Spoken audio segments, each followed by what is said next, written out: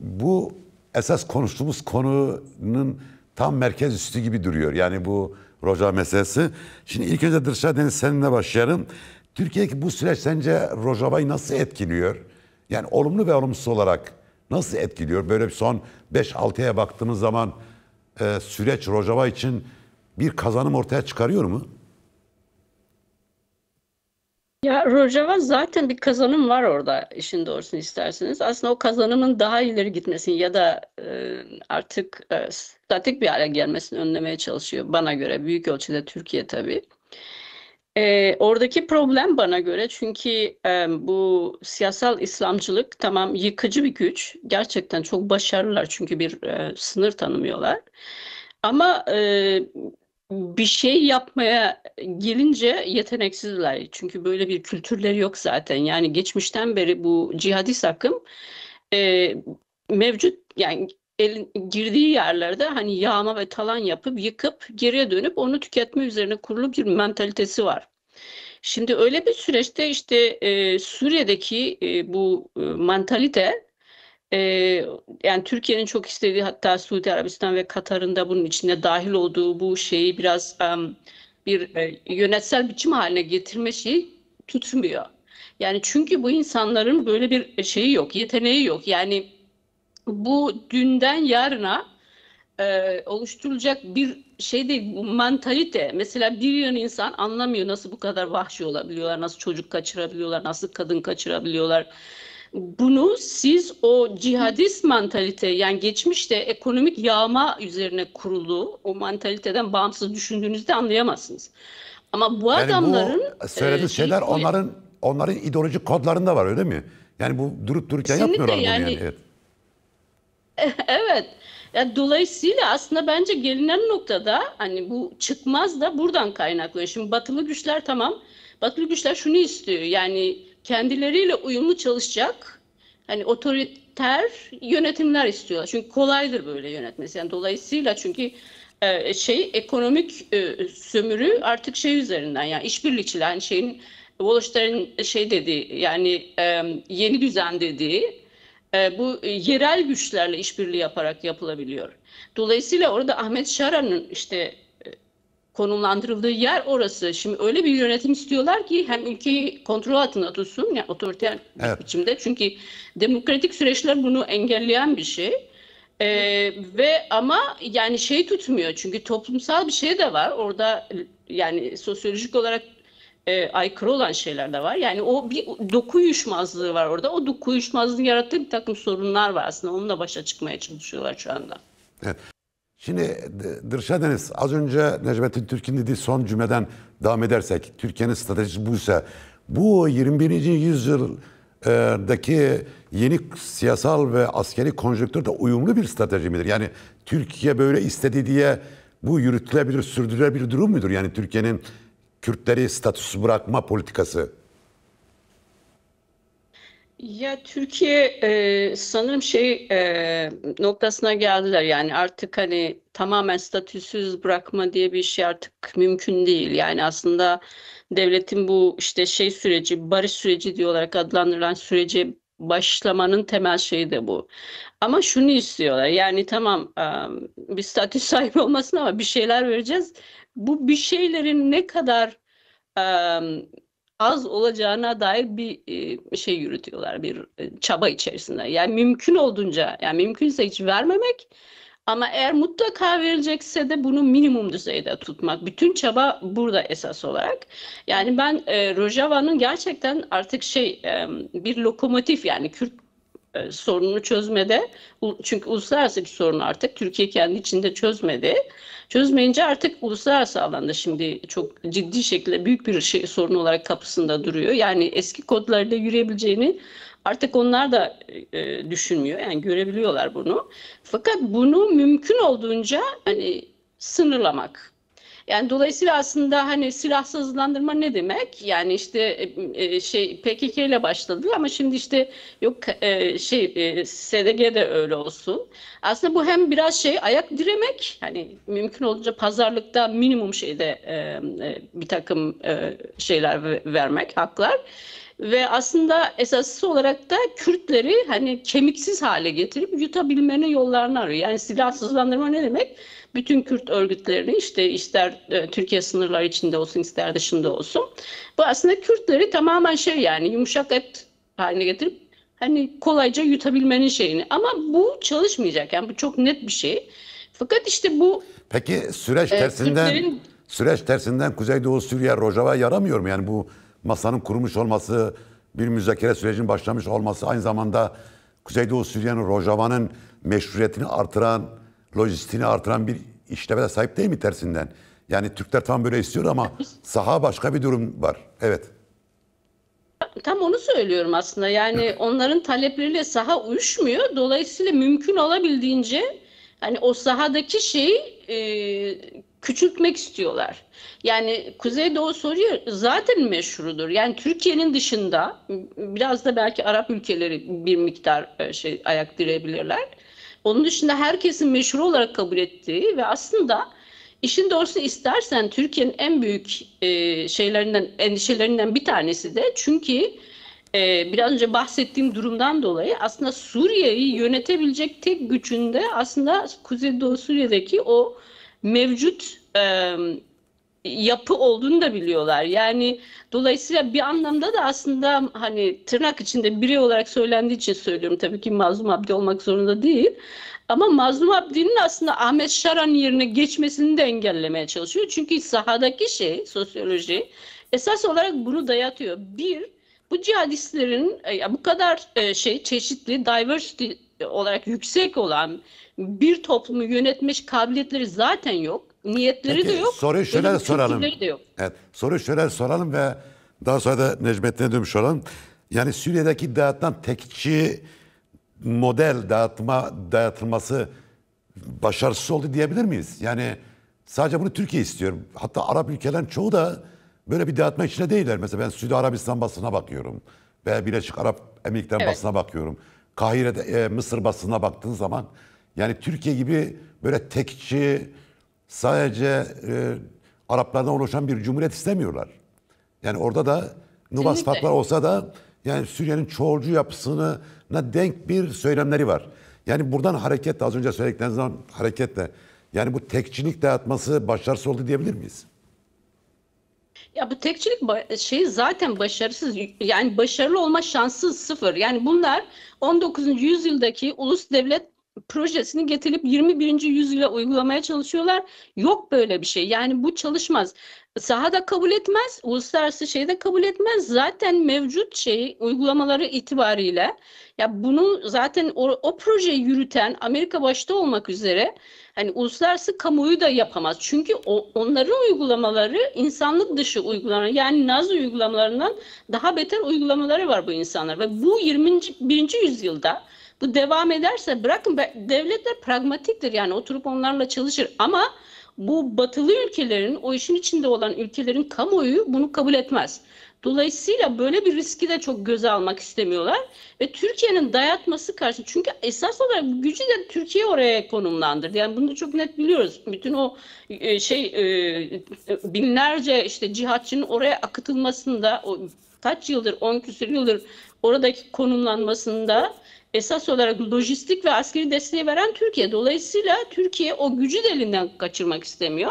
Ya aslında masadaki pazarlık gücünü arttırmaya çalışan bir takım adımlar atmaya çalışıyor. Orada bir diretmede bulunuyor.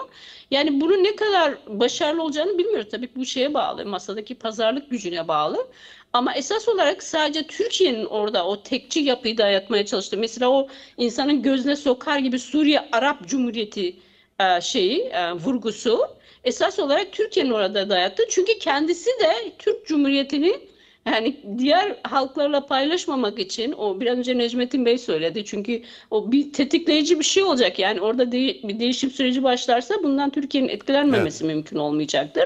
Dolayısıyla bunu önlemeye çalışıyorlar. Yani orada mümkün olduğunca barajın önünü kapatıp suyun önünü kapatıp oradan hani kendi şeyini bölgelerini korumaya çalışıyorlar gibi geliyor bana. Şimdi Dilşah Deniz az önce Sayın Necmettin Türk dedi ki işte İsrail'in güvenliği, ticaret yollarının güvenliği esastır. Ama 100 yıl önce kurulmuş ulus devletler bu güvenliği sağlayamayacağına göre batılı güçler gerçekten nasıl bir Suriye istiyorlar? Yani yine tek bir ulusa dayalı bir ulus devlet modeli mi istiyorlar? Örneğin Suriye'de, Lübnan'da, Irak'ta, yoksa 100 yıl önce yaptıkları hatayı düzeltmek veya kendi çıkarları açısından yeni çoğulcu devletlere mi ihtiyaç duyuyorlar? Yani çoklu kültürlerin, çoklu ulusların yönettiği daha tekçiliğe dayanmayan bir sistem mi arzuluyorlar? Ya bizim gerçekten hani olaylara bakarken ki pozisyonumuz burada devreye giriyor. Şimdi mesela biz genelde seküler işte biraz daha demokratik düşünen insanlar şöyle düşünüyoruz. Yani batılı ülkeler, demokratik ülkeler o zaman oradaki demokratik yapılara destek vermeleri gerekir ya da böyle bir sistemin inşası için çalışmaları beklenir gibi bir beklentilerimiz var. Böyle bir şey değil. Şimdi batılı ülkeler aslında kolonyal arka planları itibariyle tamam kendi bulundukları toplumlarda böyle bir takım şeyler oluşturmuş olabilirler sistemler ama esas olarak onlar o kolonyal kültüre bağlı olarak da diğer toplumları kontrol edebilmek için hani birlikte çalışabilecekleri iktidarlara bakarlar. Şimdi düşünün ki Suriye'de çok demokratik bir ortam var. Peki oradaki altyapıyı hani biraz önce bahsedilen bu Tom Barak işte Türkiye'den de bu Beşli Çete'den falan filan bu Müteahhitler. şirketlerin oradaki pozisyonunu size sağlayabilirler miydi? Yani burada kolonyal şey bitmiyor. Yani sömürgecilik sadece biraz form değiştiriyor. Başka bir sistemle işletilmeye çalışıyor. Yani orada Suriye'deki yönetimde hani çok ses çıkartmayacak, kendi toplumlarında işte irite etmeyecek ama kendilerinin kontrol edebileceği yani böyle hani kılçıksız et düzeyinde bir takım iktidarların peşindeler, yani arayışındalar. Şimdi mesela dünyada pek çok diktatörlük işte halen iş başında ve bunların Batılılarla, Amerika'yla, demokratik ülke dediğimiz ülkelerle çok yani gayet güzel ilişkileri var. Dolayısıyla yani algısından vazgeçmemiz lazım. Yani batılı ülkeler oralarda batılı demokratik yapılar istiyor gibi böyle bir algıdan vazgeçmemiz gerekiyor. Böyle bir şey yok. Yani orada kendilerini Bu kolayca algı, yönetebileceği bir takım bu algı yaratılan ve hatta var olan bu algı neden tehlikeli? ya tehlike çünkü gerçekliğe uymuyor. Yani Evet. batılı ülkeler böyle demokratik sistemler istemiyor. Dolayısıyla aslında o Rojava'ya tamam bir taraftan hani kendilerine çok benzediği için bir takım şeyler nedeni örneğin işte bu göç, zorunlu göç vesaire bir sürü şeyi de engelleyebilecek bir proje olarak onlar destekliyorlar. Çünkü aslında siyasal İslam bu cihadizm ve bunların işte bu misojini dediğimiz kadın düşmanlığı vesaire bir yığın şey Avrupa'da şu anda başlarına artıyor. Tamam. Yani bu proje aslında bir takım şeyler için çok iyi bir proje ama öte yandan da düşünün ki bu kadar bu demokratik sistem tüm Suriye'ye yayıldı. Sizce Suriye'nin altyapı kaynaklarını yani doğal kaynaklarını bu kadar kolay kontrol edebilirler mi? İzin verilir mi böyle bir şeye? Evet. Dolayısıyla bence ikisi arasında bir sentez yapmaya gidecekler. Yani batılı ülkeler pragmatik ülkeler. Yani kolonyalist perspektif böyle bir şey. Onlar e, yani kolayca idare edilebilecek en azından kendi kontrollerinde olacak bir takım sistemler inşa etmeye çalışıyor. Bu aynı zamanda İsrail'in güvenliği için de gerekli, Batılıların çıkarları için de gerekli, yani oradaki Çin'in önlenmesi için de gerekli vesaire vesaire. Dolayısıyla inşa etmeye çalıştıkları aslında kolayca yönetebilecekleri, kontrol edebilecekleri sistem. Nitekim Ahmet Şara'nın işte hapishanedeyken yetiştirildi. İngilizlerin işte biz onu yetiştirdik demelerin arkasındaki şey de bu. Yani sömürgecilik böyle. Eskisi gibi gidip orayı işgal edip vesaire yapmıyorlar. Burada içeriden insanlar. Yani Evet. orayı yönetecek insanları satın alarak, onları kontrol ederek yapıyorlar. Türkiye'de Türkiye'nin buradaki şeyi aslında problemi şu. Türkiye hem bir taraftan Osmanlı gibi emperyal bir şey peşinde ama öte taraftan ulus devlet olmak istiyor. Bu ikisi tabii ki birbiriyle uyumlu değil yani. Dolayısıyla aslında Türkiye'nin oradaki çıkmazı buradan kaynaklanıyor. Nasıl çözecekler bilmiyorum ama ciddi şekilde bunun çatışmasını kendi içinde de yaşıyor. Yani bunu Kürtlere de yansıtıyor, Suriye'ye de yansıtıyor ama esas olarak kendi içinde bir karar vermesi gerekiyor. Yani ya ulus devletle devam edecek ya da emperyal şeylerinden vazgeçecek. Yani olay buradan Evet. kaynaklanıyor diye düşünüyorum. Şimdi Dirşa Deniz, tabii Sizin de bu konuda görüşlerinizi merak ediyorum. Bu küresel nizamın çöküşü mü var? Yani burada gerçekten İkinci Dünya Savaşı sonrası kurulan nizam zaten çöktü. Yani Sovyetler Birliği zaten dağıldı. Real sosyalist ülkelerde bir çöküş yaşandı. Dünya bir alt üst oldu ama 2001, 11 Eylül sonrası tekrardan bir savaş süreci yaşandı işte Afganistan'da, Irak'ta. 2010'la beraber Araplarla beraber yeni bir alt üst oluş yaşandı. İşte DAEŞ'in ortaya çıkması, kanlı saldırıları yapması filan. Fakat gelinen nokta işte az önce Necmettin Türk söyledi. Avrupa'da Ukrayna Savaşı'nın var olması, işte Orta Doğu'da inanılmaz bir hibrit savaş döneminin yaşanmış olması İsrail-İran arasında. Filistin'deki dram, Gazze'deki yaşanan soykırım, insanların, çocukların ölmesi, 60 bin yakın insan öldü orada. Bütün bunlara baktığım zaman yani bu küresel nizam çöktü ve bu çöküşte ciddi riskler oluştu mu Kürtler için yoksa? Ya bu hani çökme meselesi, ben mesela hani Sovyetler bir sistemde çöktü falan diyebiliriz ama küresel düzen çökme diye bir şey kullanamayız diye düşünüyorum. Neden? Çünkü bu aslında bir transition dediğimiz bir dönüşüm süreci. Yani sürekli hani şeyin bahsettiği gibi değişmeyen tek şey değişimdir şey burada devam ediyor. Yani bu çünkü mevcut sistem hani kaynakların paylaşılması, ülkelerin bu kaynak dediğimiz sadece yeraltı değil aslında bu insan kaynakları da buna dahil. Bu paylaşım savaşı sürekli devam ediyor. Yani devam ettiği sürece de bu hani mevcut koşulları aşabilecek çıkan problemler veya hani daha da fazla güç elde etmek için çünkü burada kutupların çatışması da var. Dolayısıyla bu değişim sürekli bir şey.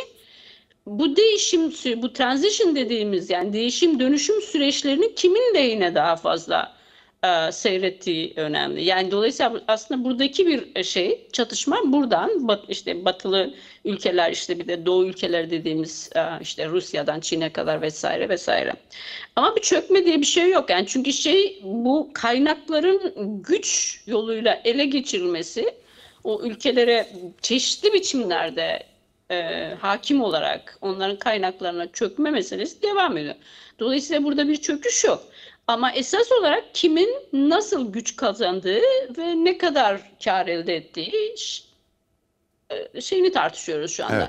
Yani Orta Doğu'da şu anda görünen o ki hani Amerika işte batılı ülkelerin projesi güç kazanmış duruyor. Burada aykırı duran bir miktar Türkiye. Çünkü Türkiye'nin de kendi işte iç şeyi var. Ayrıca hevesleri de devam ediyor. Bu emperyal işte Osmanlı'dan devam eden emperyal şeyleri devam ediyor. Bir taraftan da ulus şeyini devam ettirmeye çalışıyorlar vesaire. Ama esas olarak devam ediyor. Yani bir çökme falan yok. Sadece biçim değiştiriyor. Sürekli olarak yeni koşullara uygun olarak form değiştiren bir yapıyla karşı karşıyayız. Yani dolayısıyla bir çöküş yok. Devam eden bir şey var. Çeşitli zamanlarda çeşitli problemler doğuruyor. Çeşitli dönüşümlere gitmek zorunda kalınıyor. Onu yapıyor. Yani bir rötuşlama sistemi aslında baktığınız zaman ama bu dönüşüm süreci devam ediyor. Bir çökme şeyi yok. Sadece daha çok belirgin de artık daha kimse mesela eskiden işte insan hakları, hümaniteryen bilmem ne falan söylemleri var. Şimdi onlar tamamen gitti. Yani Avrupa İnsan Hakları Mahkemesi'nin aslında çöküş olarak onu söyleyebiliriz. Tamamen bu Evet zaten işte İkinci Dünya Savaşı sonrası oluşturulan Birinci Dünya Savaşı sonrası o söylem, retorik aslında bir miktar geri atıldı. Artık ona ihtiyaçları yok. Daha net, daha açık bir şekilde bu kaynaklara çökme, işte işgal etme, kontrol etme devam ediyor. Yani Kürtler burada oradaki sorun bence Kürtlerin biraz yani orada aykırılıkları var. Çünkü kendi haklı şeyleri var, sahada güçleri var ve demokratik pozisyonları var. Bir miktar bu Batıların da çok işine gelen bir şey ama bir miktarda gelmeyen bir şey. Dolayısıyla oradaki hani bir önce bahsedilen bu görüşme işte müzakere süreçleri falan sanıyorum burada belirleyici olacak ve buradan bence Kürtlerin yapması gereken gerçekten de görüşmelere, bu müzakerelere, bu işte uluslararası diplomasiye falan çok ciddi ağırlık vermeleri gerekiyor. Yani bu dönem o açıdan çok kritik bir evet. süreç diye düşünüyorum. Dışarı Deniz senden de birkaç cümle alalım bu konuya ilişkin. Ondan sonra programı kapatmış olalım. Ya ben bu Rojava rüştünü ispat etme kavramı çok sevmiyorum. Çünkü yani rüştünü ispat etmek ne demek? Yani orada zaten 14 yıldır alnı akıyla direnmiş, bütün şeylere karşı, yani çünkü öyle sıradan bir direnme biçimi de değil. Yani içeriden, dışarıdan, DAEŞ'ten, işte diğer cihadistlerden, Türkiye'den ve diğer Arap ülkelerinden vesaire bir yığın şeyden kendisini koruyabilmiş, direnebilmiş, varlığını sürdürebilmiş bir yapı var. Ben şeye katılıyorum, çünkü Rojava, yani Rojava'ya bu kadar odaklanmanın sebebi, yani Türkiye'nin oraya odaklanmasının sebebi, çünkü aslında hani bunu bir buzdağının parçası olacağı, diğer Kürt kazanımlarının arkasından gelebileceğini de biliyorlar. Dolayısıyla tersi de mümkün. Yani bir an önce Necmettin Bey'in söylediği gibi, yani Rojava düşerse diğer parçalarında etkilenmesi, yani Kürtlerin uluslararasında ciddi bir moral bozukluğuna sürüklenmesi ve bir gün şey yaşanabilir. O yüzden yani bütün Kürtlerin şu anda ilgi odağının orası olması çok tesadüfi bir şey değildir. Yani bu böyle olması gerektiği için böyledir ve dolayısıyla dünyanın neresinde olursa olsun bütün Kürtlerin aslında bütün şeyini, hani mesaisini buna dair ne yapılabileceğine dair kafa yorması gerektiğini düşünüyorum açıkçası. Onun dışında, çünkü Kürtlerin tamam bir takım ilişkileri falan var ama esas olarak Kürtlerin kendi öz gücüyle ilişkili olduğunu söyleyebiliriz. Eğer Kürtler direnmemiş olsaydı, örgütlenmemiş olsaydı, bu örgütlüğüne direnmemiş olsaydı, yani hani düştü düşecek denilen Kobani'den başka bir yerde olacaktık. O yüzden bütün şeyimiz, yani ne olursa olsun Kürtlerin kendi öz gücüne dayanarak, öncelikli olarak bütün kaynaklarını kullanarak direnmesi ve bu yapıyı orada hayatta tutması, dolayısıyla arkasından da zaten diğer parçalardaki Kürtlerin hani, sorunlarına yönelik çözümler de üretilebileceğini düşünüyorum açıkçası. Evet. Yani bundan başka bir şey söyleyebilecek durumda değiliz. Evet, çok teşekkürler Dilşah Deniz ve Necmettin Türk, programa katıldınız, görüşlerinizi bizimle paylaştınız. Çok sağ olun, var olun.